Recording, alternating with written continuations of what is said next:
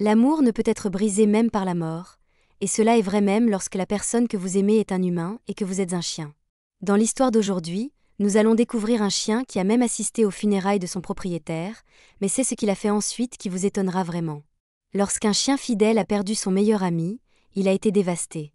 Son propriétaire, Mimi Tilan, faisait une grande partie de sa vie.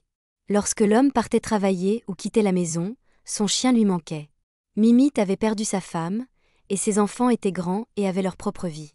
Bien qu'il le visitait souvent, il voulait quelqu'un avec qui il puisse être, aller se promener, regarder la télévision, et simplement vivre sa vie.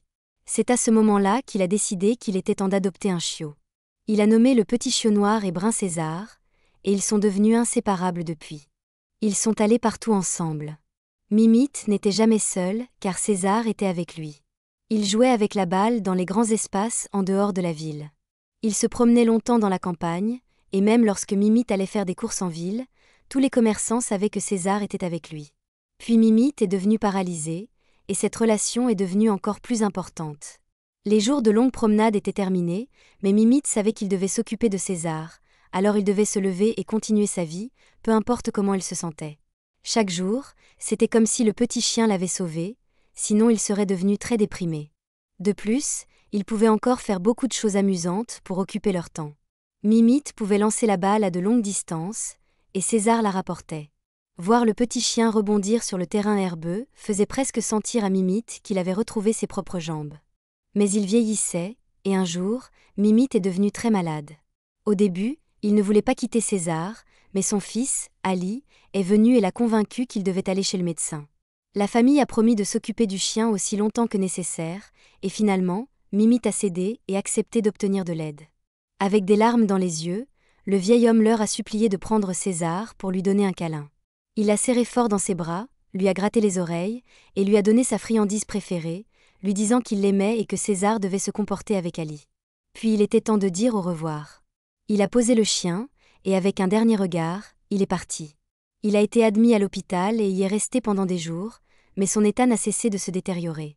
Au fur et à mesure qu'il devenait de plus en plus malade, César a refusé de manger.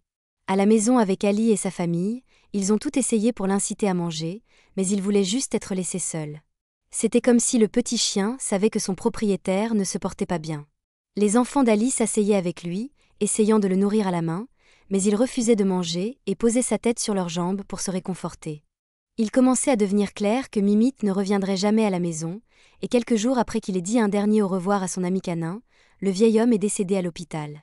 Sa famille était incroyablement triste, mais personne ne ressentait la perte aussi profondément que César.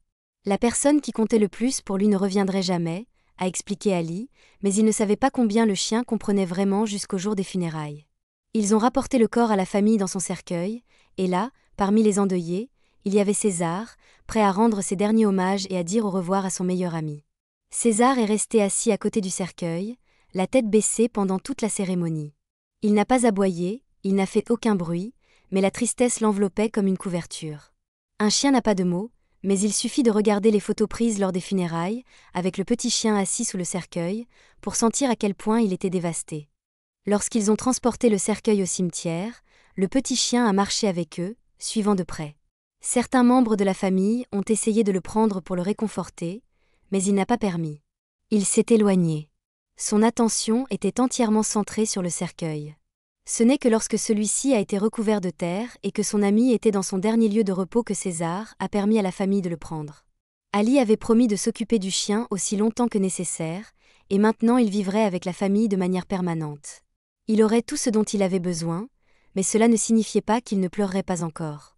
Ali et sa famille ont donné beaucoup d'amour et d'attention à César, mais la vie devait continuer. Les enfants sont retournés à l'école, les parents ont dû travailler, et certains jours, César se retrouvait seul le matin. C'est un très bon chien, bien élevé et obéissant, mais certains matins, lorsqu'Ali vérifiait César, le chien n'était nulle part à trouver.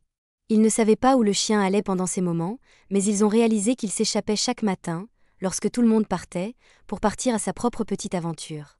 Mais l'après-midi, lorsque certains membres de la famille rentraient, César était là, les attendant. Où allait-il chaque jour? Lors de son jour de congé, Ali a décidé de le suivre. Tout le monde est parti, et par un petit trou dans la clôture, un que la famille ne connaissait même pas, César est aussi sorti. C'était vraiment étrange. Pendant toutes les années où Ali avait connu César, il ne s'était jamais comporté ainsi, mais le voilà, marchant lentement dans une mission secrète, et lui seul savait où cela allait les mener. Ali a suivi de près. César marchait avec confiance, il avait clairement une destination en tête. Ils ont traversé toute la ville. Ali ne pouvait pas croire que le chien marchait si loin. Ils sont passés devant l'ancienne maison de César. Est-ce cela qu'il avait en tête? Mais non, il s'est arrêté un court instant, a regardé la maison, puis a repris sa route. Lorsqu'ils ont atteint les bords extérieurs de la ville, Ali a commencé à comprendre ce qui se passait. C'était le cimetière. Même avec tant de tombes différentes, le chien savait exactement où il allait. Il a couru past des personnes travaillant là-bas, et tous l'ont salué comme un vieil ami, lui donnant des grattages. Mais il a continué jusqu'à l'une des tombes récentes, celle où son meilleur ami était enterré. Là, il s'est allongé et a pris un repos. Il était exactement là où il voulait être. Les hommes travaillant au cimetière ont finalement remarqué Ali et lui ont demandé s'il venait rejoindre César pour sa visite quotidienne. Surpris, Ali a voulu savoir quand César avait commencé à venir. Ils ont expliqué qu'à chaque matin, depuis que Mimite avait été enterré, César venait en visite le matin. Il restait sur la tombe pendant des heures chaque jour, puis l'après-midi, il rentrait chez lui pour être là quand sa nouvelle famille arrivait. Personne ne sait combien de temps César ressentira le besoin de visiter son ancien maître, mais au moins, la famille sait maintenant où il va chaque jour. Il les aime, mais son cœur est toujours avec son meilleur ami, et sa loyauté n'a pas disparu simplement parce que Mimite est mort. Ali rejoint souvent le chiot pour visiter la tombe de son père. Là, ils peuvent se lier et partager la peine qui est encore très présente. Le chien ne pleure pas, mais lorsqu'Ali le regarde avec des larmes coulant sur ses joues, il est très évident que César manque autant à Mimite que n'importe quel autre membre de la famille. Du moins, ils sont tous ensemble dans cette épreuve, et ils peuvent se soutenir mutuellement dans leur douleur. C'est ce qu'est une famille après tout, qu'elle soit humaine ou canine. Pensez-vous qu'un chien comprend quand quelqu'un est malade ou mourant? Les animaux pleurent-ils quand leur propriétaire décède? Faites-nous part de vos réflexions dans la section des commentaires ci-dessous.